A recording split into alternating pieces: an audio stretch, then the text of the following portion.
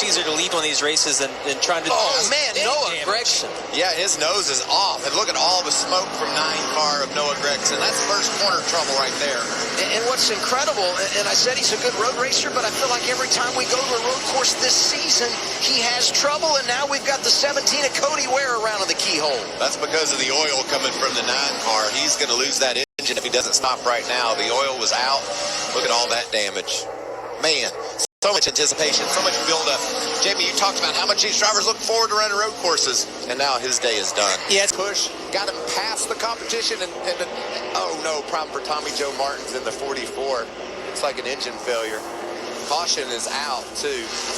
I just think that's interesting because I bet you Haley said, okay, thanks for the push, AJ. He was getting ready to give a courtesy wave out the window. And then all of a sudden he looks to his right, and here comes AJ past him. That is awesome. Second caution of the day. Let's go to Jamie Howell. 11 out. He's the first driver below the cut line. Second caution of the day for Tommy Joe Martin. XPS available on tsn.ca. Now you can find the best of CTV and so much more in one place.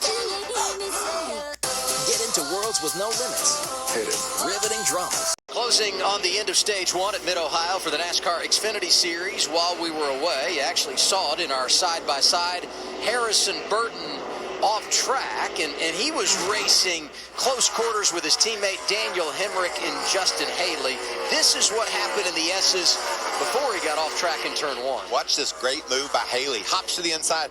Jamie, you mentioned it during break. Harrison Burton has been kind of holding these guys up, and Haley took advantage of that. He has been, and that hasn't been a great passing zone, but Justin was able to pull that off. And you see, very similar to what we saw with Noah Gragson, just got a little bit wide right there, Michael. Huge amount of dirt in the splitter, and wow, and then the right front tore off of it. That'll end his day. And interesting that first corner is causing our guys so much trouble. Obviously, there's not much margin for error there. They come to Bitter. Can he get going? I'll tell you what, I'd be impressed. That's pretty incredible if he's going to be able to get that out of there. I haven't seen anybody be able to do that. And if he gets it going, it really probably works out okay for him, right? Because if there's no damage for him. He's over in the S's, too. That's a pretty fur piece from pit road. See the damage it does to the car when you tear up one of those Goodyear tires. Yeah, that'll most likely rip. You see the crush panels barely hanging on there. It finally came out. That does so much damage to that car. The battery is actually located right in front of that. It looks like he is going to make it back to pit road, but there'll be some damage to that car. And honestly, if I'm one of those cars that's thinking about pitting, I'm going to try to get on pit road right now. We might get a caution based on the debris that's coming off of his car. Chris Wright is on pit road. Saw the 26 getting work there a moment ago, and there's so much debris bouncing off of Hemrick's car. And with 4 to go on the stage, I'm like you, Jamie. I think we could get a caution. He makes it back, but boy, he littered a lot of debris. Here he is, Vince.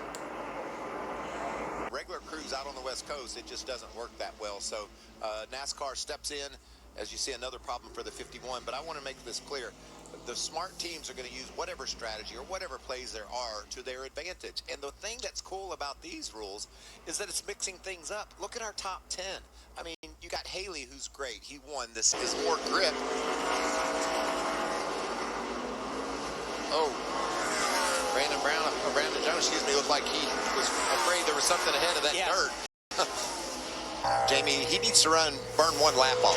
You know, just maybe run 750 like AJ Allmendinger does, just so he knows it's in the car. You start conserving fuel and taking it easy, and then all of a sudden you look in your mirror and here comes a guy. That makes you a little bit nervous.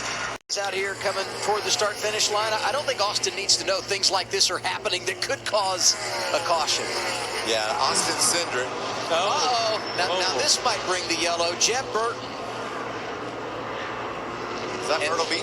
This is that is a caution. Actually, there's no doubt. He's stuck right now, that's guys. not sand, as Jamie pointed out to me earlier. That is gravel. It's gravel. That is gravel. Yeah, or kitty litter. Now the stadium trucks that were running here earlier today, they could drive right through that.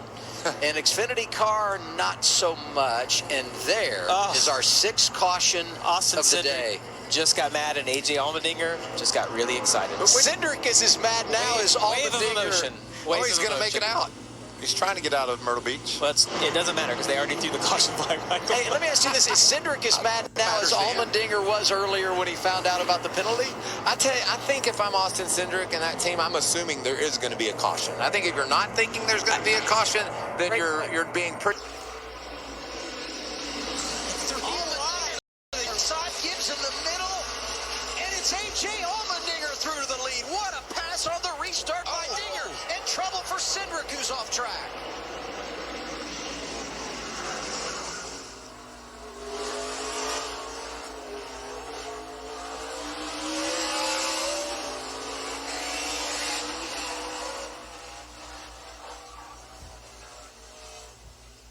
Andy Lally along with Miguel Paludo.